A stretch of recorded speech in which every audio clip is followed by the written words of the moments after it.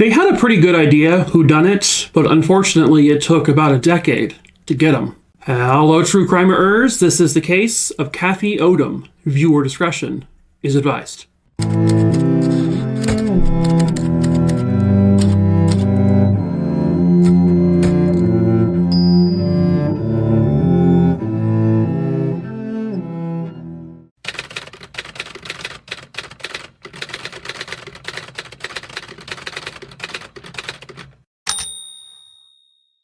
This case takes us to Houston, Texas. Yeehaw. No. That is where 28-year-old Kathy Odom lived with her husband and 2 kids. She was born Kathryn Martin on October 25th, 1959. And unfortunately, I don't really have much information on Kathy as a person. Her husband, who was named Michael, was the co-owner of an electrical company out there in Houston, Texas. They had a 4-year-old daughter named Tasha, and they had a 2-month-old son named Michael. Kathy Odom also had a sister. Her name was Shelly, I believe, and Shelly was married to a man named Gregory Marquardt. It was March 3rd, 1987. Michael had gone to work that morning, and then he had called the house to speak to Kathy to let her know that he was actually going to be home pretty late that night. Well, I should say he had tried to call the house to speak to Kathy, but she did not answer. And this apparently kind of concerned Michael, so he actually called a neighbor and asked if that neighbor would come and check on Kathy next door. And the neighbor apparently does do that. He knocks on the door, but not getting any response. The neighbor, who I guess knew the Odom family relatively well, thought this was very strange. And Kathy's typically a very friendly, outgoing person. She knew the neighbors, and if she saw someone she recognized, she would probably open the door for him. But the neighbor just something felt off about the situation, and so he contacts police to say, I think something might be wrong inside this house, just as a gut instinct. So police arrive, and I think it was the front door or side door, I'm not 100% sure, but one of the doors to the home that was used as a normal entryway was unlocked, but not open. That was very suspicious because they would later find out that Kathy, whenever she was home, locked all the doors. They were always locked. And so to have one of the doors unlocked, the rest of them locked, told police that she probably opened the door for someone she knew and let them in. At any rate, they do gain entry to the house and they do a sweep of the home. Nothing appears to be out of the ordinary. The house wasn't ransacked, but what they found was Kathy Odom. She was covered in blood, and she was on the ground with her hands bound with an electrical cord. And Kathryn Odom was dead. Later determined that she had been stabbed many, many times, primarily her abdomen and lower chest area. It was a very savage attack. Brutal. They find also her 4-year-old daughter Tasha was on the couch, unresponsive. They immediately kind of panicked, oh my God, this child is dead as well. But when rescue arrived, they determined that Tasha was actually, thankfully, still alive. However, she had some bruising on her head, and it looked as if she had been struck over the head with either a fist or some kind of instrument a couple of times at least that rendered her unconscious. Then they check upstairs because at this point they hear a baby crying, which is good news because the baby is alive. They do confirm that there is a baby sitting in a little bouncy seat, I think, crying, but otherwise unharmed. However, both children would be rushed to the hospital, and eventually they both were released. Tasha was in there for a little bit longer of a time just because of the severity of her injuries. At first, Tasha couldn't really provide much information, and obviously the baby wasn't going to be able to provide any info at all. They would determine at the coroner's office that Kathy Odom had been stabbed 19 times, and she was also sexually assaulted. This was a very personal, very close contact type crime. They determined that nothing was stolen from the home, no money was taken, no jewelry, nothing. The house, which, looked like a house with 2 kids in it, kind of messy, right? But nothing was out of the ordinary beyond that.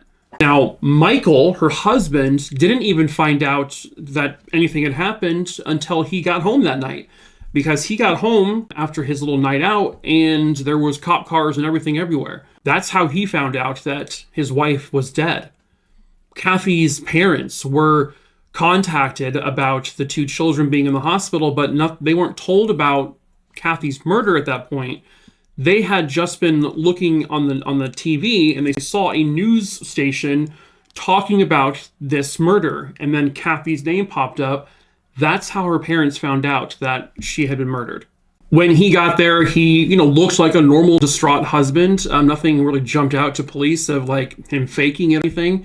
He did seem very shocked. They also noticed that on the clothes he was wearing, he had a couple very suspicious, darker kind of stains. Possibly they ask if they can collect his clothing. He willingly provides them. And they test the stains on his shirt. It's not blood. It's actually just paint from his job. They also can confirm that he was at work and then he was at a different location after work. They confirm his alibi that he was definitely there and not in the home, not during when the time Kathy was killed. Another suspect came up on their radar was actually the neighbor who was called by Michael and the neighbor who checked on the house who called 911. So they, just doing their due diligence, the police, they would get permission to search the neighbor's car. They found these brownish, like rust-colored stains kind of on the carpeting of the floor of the vehicle, plus on one of the car mats. They go and they test that for blood, and it does not come back to anything to do with this case. It's not Kathy's blood or anything. And police were able to rule out the neighbor as well. One of the very first prominent suspects in this case was actually very close to the family, a man named Gregory Marquardt. So if you remember me saying earlier, he is the husband of Kathy's sister. Gregory, who I guess went by Greg, was kind of a thorn in the side of Kathy and Michael. He had this unsettling, creepy obsession with Kathy, despite being married to her sister. He literally made several sexual advances towards her, very inappropriate advances towards her, considering she's happily married with 2 kids. He's allegedly happily married to Kathy's sister, but, it's doesn't mean he killed her. Now, their daughter, Tasha, in the hospital, while she's there, I think it was her grandma, Kathy's mom, was there in the room with her when all of a sudden Greg walks into the hospital room with some flowers. Greg says, goes in there to check on Tasha, see how she's doing, and she immediately kind of goes white in the face. Everything, her smile goes away once he enters that room. It was when her grandma saw this and was like, what was that about? It appeared that Tasha was very afraid of this man. And I think eventually she would describe the guy having like this sort of kind of shaggy type hair, which matched her uncle's hair at the time the case occurred. But they need to piece everything together still.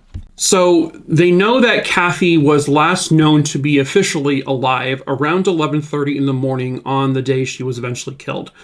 She had gone down the street or walked to a friend or a neighbor's house, and she spoke to them briefly. And then she had gotten home within a short period after that, and she spoke to a family member or friend on the phone. And then after that, they don't really know what her movements were exactly. They believe the crime happened probably midday, sometime in the afternoon. They couldn't pinpoint the exact time frame, though. They do think she was likely at least attacked before 5 p.m., though, because like clockwork, every single day when her husband Michael was at work, she would always page his beeper. Yes, beepers, if you remember those. It was like just a routine they had. But on this particular day at 5 p.m., no such thing ever happened. She did not call his beeper. Was it something that immediately jumped out to him going, oh my God, something's happened to her, she's probably dead? No, of course not. Things happen, right? Maybe she got really wrapped up with the kids doing something.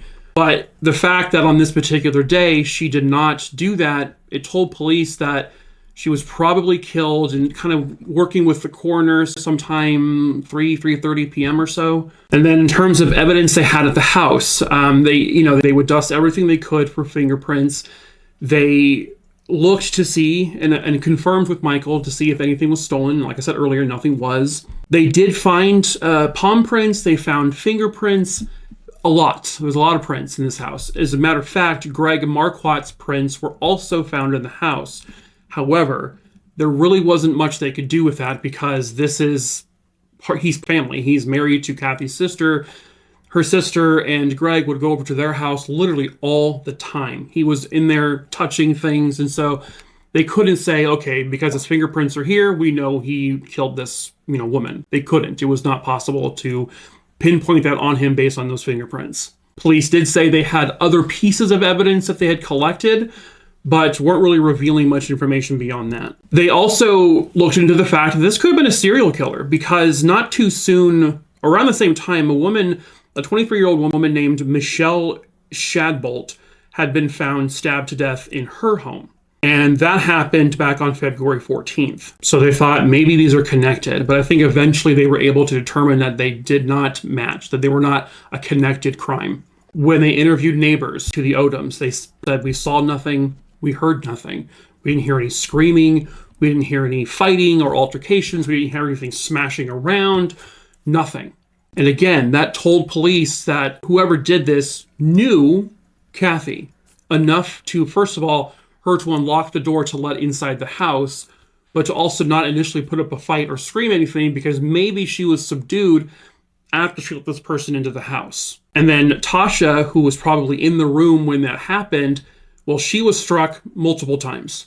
And police believe that was done for two reasons. One, to get Kathy to cooperate with him and do what he says, or else he'll hurt the little girl. He also may have tried to hit the little girl, and possibly he probably thought he killed her so that she wouldn't be able to identify him. But what he did not realize is that that was not the case. She lived. And they just kept going back to Greg Marquardt, the brother-in-law.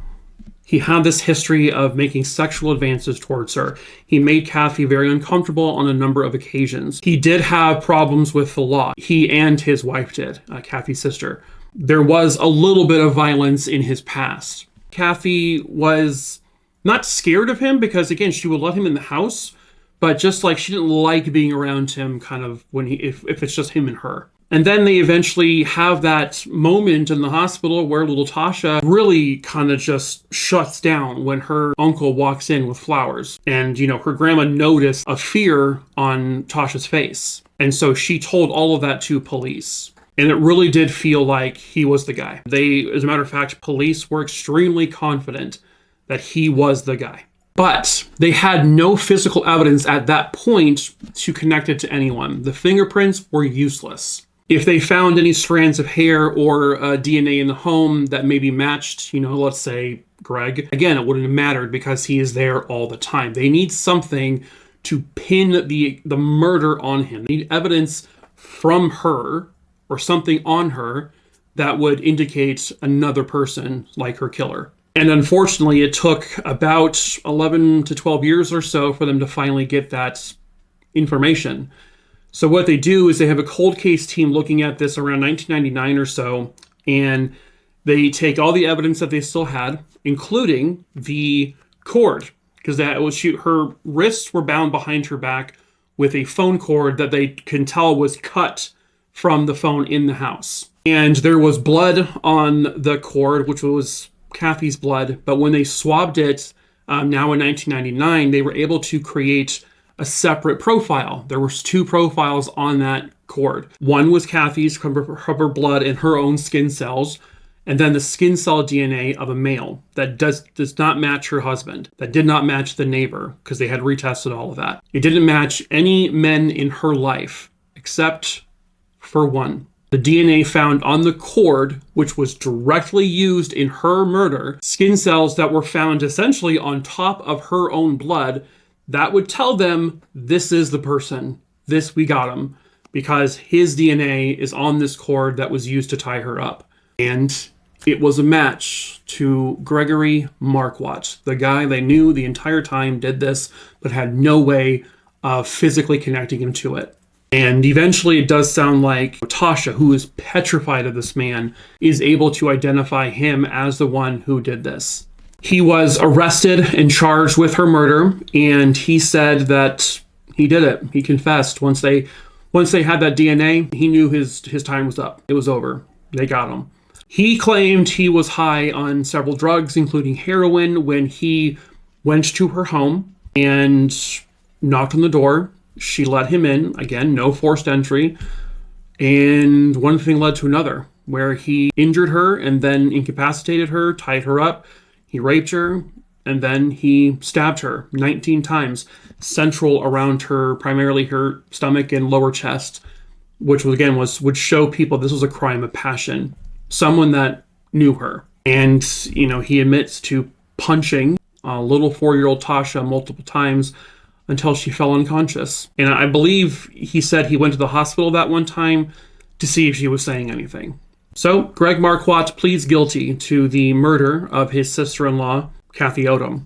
At the age of about 52 or so, he is sentenced to 45 years in prison, which means he basically would never get out of prison alive, really. And that would become more true because he was convicted in 2004, and on June 29th, 2008, Gregory Marquardt died from liver cancer in prison. And I would never say this about anyone else who's battling liver cancer, but for him personally, I hope it was excruciating. He got away with it for 11 years, and then he's only in prison for 4. He took the life of a woman who was, almost 30 years old. He took a mother away from 2 kids. He took a wife away from a husband. I don't know how close the sister was with Kathy, or I don't know what that dynamic was like, but regardless, he took away her sister. He took away someone's daughter. And now their lives are forever changed, forever altered because they don't have her in their life anymore. 2 kids growing up without a mom is, obviously I can't say that for myself. My mom is still here, but I don't know. I can't imagine, especially for Tasha, who was 4 and who was aware of what was happening, was aware of what happened, and not to mention she was a part of the assault, that probably has affected her for the rest of her life. I imagine she has trust issues, but, in the end, Tasha and Kathy, they got justice, and I would say they got the justice they deserved. Unfortunately, her attacker and her mom's killer didn't really have to be punished for that long. And so in a way, he kind of got away with it. But we can say at least that Tasha and Kathy Odom's monster could not hurt anyone ever again.